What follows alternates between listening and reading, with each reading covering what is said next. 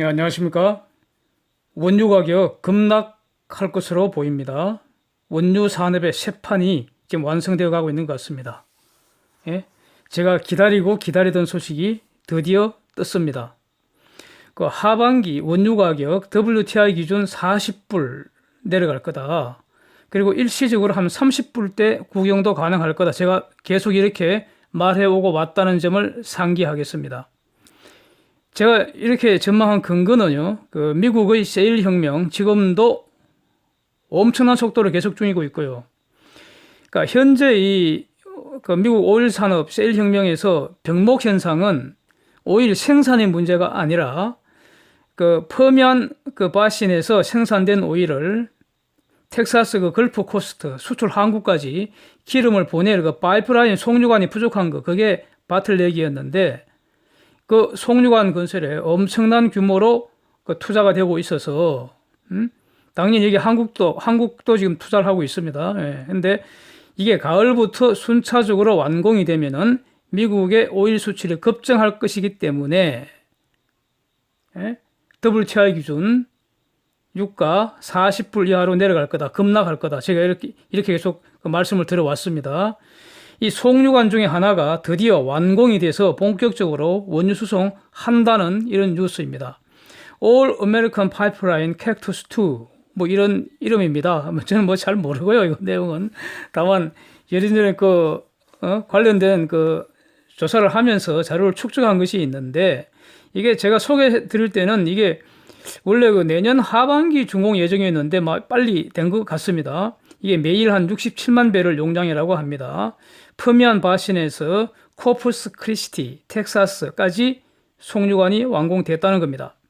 코퍼스 크리스티에서 전 세계로 수출이 되는 겁니다. 좀 오래된 자료인데요. 이게 그 코트라에서 제가 예전에 공부했던 조사했던 그 자료인데, 이 참고 한번 보시면요, 칵투스2라고 표시되어 있는데 이게 이건지 저는 잘 모르겠어요. 예, 그건 중요하지 않잖아요. 그 표에는 내년 가을 준공 예정이었잖아요. 근데 뭐 더 빨리 완공된 건지, 뭐 표와는 다른 건지, 이거 뭐 확인할 필요 없겠죠. 중요한 것은 송유관이 완공되어서 기름이 지금 넘치게 흐르고 있다는 거 아닙니까?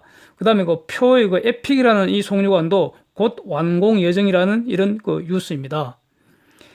시티그룹 그 자료에 의하면요, 현재 미국의 원유 수출 능력이 3밀리언 배럴 per day, 매일 300만 배럴입니다. 원유 수출 능력이.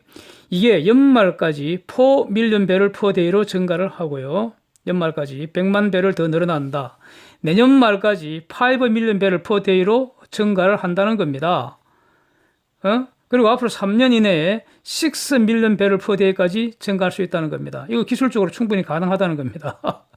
송유관 건설 투자가 지속된다면 2023년까지 추가로 매일 800만 배럴 per day 생산이 가능할 거다. 이렇게 지금 하고 있습니다.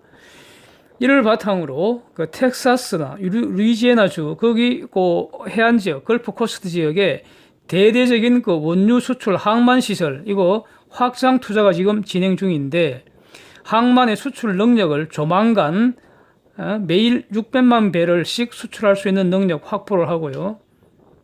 확보가 될 것이고, 조만간 이걸 앞으로 더 늘린다는 겁니다. 이거 얼마나 큰 규모인지 상상이 되십니까? 예. 여기서 기름시장 다시 전체적인 조망을 한번 해보겠습니다. 기름시장, 기름시장이 말 제가 자꾸 사용하죠. 이게 더 재밌잖아요. 원유시장 그러면 좀 꼬리타분하죠. 보이죠? 기름시장이요, 지금도 공급 과잉 상태입니다. 만약에 미중의 무역전쟁 더 격화되면서 글로벌 경기가 슬로우 다운 되면은요, 지금 미국 경기는 좋을 거라고 보는데, 어쨌든 중공은 나빠지겠죠. 뭐 중공은 힘들어지겠죠. 그래서 그러면 기름 수요는 더 감소하겠죠. 그러면 공급 초과는 더 심해질 거 아닙니까? 이 지금 공급 과잉 상태라는 이것이 현재도요, 베네수엘라 그 수출량이 싹 사라졌잖아요. 이란도 시장에서 사실상 사라진 거 아닙니까? 최소한 하루에 200만 배럴 이상 수출 못하고 있잖아요, 이란이. 그러니 이란에서는 지금 죽을 노릇 아닙니까? 그 다음에 리비아도 사실상 기름 제대로 수출 못하고 있잖아요. 그 다음에 플러스 해서 오펙 플러스 이 국가들 오펙과 오펙 플러스면은 오펙은 그러니까 걸프만 지역 그 산유국 연합이고 오펙 플러스 할 때 러시아, 비오펙 그 산유국들 얘들 합쳐서 오펙 플러스라고 하잖아요. 얘들이 기름값 좀 올려보려고 생산량 감축하고 한 게 지금 몇 년째 계속되고 있죠. 자, 이런 걸 다 감안해도 지금 기름은 공급 과잉 상태라는 겁니다. 그래서 제가 계속 기름값은 오를 수 없는 구조라고 말씀드려오고 있습니다. 이 상황에서 미국의 기름 생산량은 지난 10년간 2배가량 늘어서 지금 하루에 1230만 배럴 정도 된답니다. 이게 세계 1등입니다. 예. 지금까지 다시 말씀드리면 지금까지 바틀넥이라는 거는 기름 생산의 문제가 아니라 미국이 기름의 주된 생산 지역인 퍼미안 분지, 퍼미안 바신에서 텍사스, 루이지애나 이쪽 걸프 코스트 수출 항구까지 퍼올린 기름을 보내는 것, 즉 송유관 인프라가 부족한 거, 이게 바틀넥이었는데 앞으로 쟁점은요. 지금 송유관 쪽은 투자가 엄청 계속 일어나고 있어서 지금 순차적으로 이제 완공이 되어가고 있으니까 이거는 이제 해결됐다고 보고요. 앞으로 쟁점은 이 텍사스와 루이지애나 그 지역에 있는 걸프 코스트 그 수출 항구에서 전 세계로 원유 공급망을 확보하는 거, 이게 지금 이제 쟁점이 바뀌었습니다. 이제는 앞으로는. 그러니까 지금 호르무즈 해협이나 이런 것들 앞으로 지구촌 변두리가 이제 되어버리는 거죠. 대략 18개월 이내에 이런 공급망이 완성될 것이다. 이것이 시티그룹의 분석 내용입니다. 이게 무슨 말입니까? 뉴 월드 오더가 지금 형성되는 거 아닙니까? 새로운 세계 질서가 탄생되고 있는 겁니다. 사우디를 중심으로 오펙과 러시아 등 이런 나라들이 다 합쳐봤자 이제 동네 구멍가게들 연합체 수준으로 전락할 수도 있는 겁니다. 얘들이 기름값 한번 올려보려고 말이죠. 생산량 줄이고 지랄을 해봤자 결국 얘들 팔 거는 기름뿐입니다. 이제 늘 말씀드리지만 결국 생산 줄이는 이상으로 미국 공급이 더 많이 늘어서 아무 효과가 없고요. 그리고 얘들은 팔아먹을 게 기름밖에 없으니까 결국 기름 생산 안 할 수가 없고요. 그래서 기름 시장에서 점유율만 앞으로 지속적으로 감소할 것입니다. 즉 영향력이 지속적으로 쪼그라든다는 뜻입니다. 자, 저유가가 지속되면은 이 당장에 러시아 경제가 아주 심각한 위기를 맞을 수 있을 것 같습니다. 예?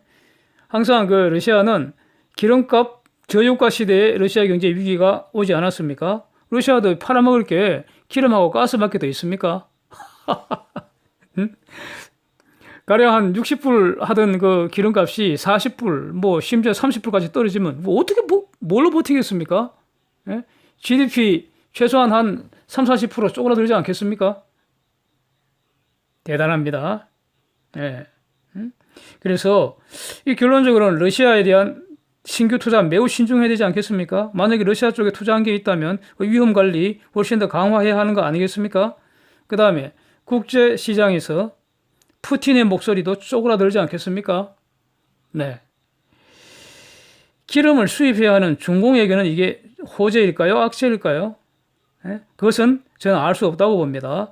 미국과 사이가 좋으면 중공도 기름 싸게 살 수 있겠지만 미국에게 지금처럼 계속 대든다면은 흔해 빠진 기름 사지 못하는 상황이 올 수도 있을 겁니다. 네. 이란은 자국에서 그렇게 흔해 빠진 기름 지금 팔지 못하고 있잖아요. 네. 한국에게는 어떻겠습니까? 기름값 내려가는 거 호재라고 할 수만은 없을 것 같습니다. 우리는 원유를 원재료로 수입해서 가공해서 파는 구조입니다. 즉 원재료 싸게 사와서 가공해서 비싸게 파는 구조인데 이러한 석유화학 산업 경우 지금까지는 유가가 오를 때 고유가일 때 오히려 이익이 증가하는 구조였습니다. 기름값 내리면요 제품값도 따라서 내리기 때문에 악재로 작용할 경우가 많았습니다. 지금부터는 이제 어찌 될지 두고 봐야 하는 거죠. 네. 제 말의 뉘앙스는 악재일 가능성이 높다는 뜻이 아니겠습니까? 네. 그리고 기름값은 내리는데 소비자들이 지불하는 기름값은 지금 한국 너무 비쌉니다. 이거 대부분 세금 아닙니까? 9월 1일부터는 기름값이 또 폭등한다는 거 아닙니까? 일부 그 찔끔 줄여두었던 유류세 다시 왕창 뜯어가기 정상적으로 이제 뜯어가기 때문이라는 건데 비싼 기름값은요 기업의 비용 구조를 높이죠. 한국은 지금 큰 문제 중에 하나가 고비용 저효율 구조라는 겁니다. 비용이 높은 것에 기업은 투자 안 합니다. 절대로 안 하죠. 그게 정석 아닙니까? 예? 비용이 낮은 곳에 투자해서 왜냐하면 돈과 기술을 가진 기업이 글로벌 기업이 왜 비용이 높은 곳에 투자를 합니까? 그럼 덩신이죠, 그거는. 예?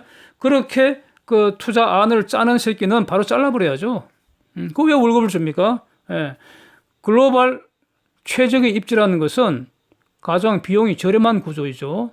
거기서 만들어서 한국에서 만드나 거기서 만드나 물건은 똑같은 거 아닙니까? 기술과 돈을 투입하면 물건은 나오기 마련인데 왜 비싼 곳에서 만듭니까?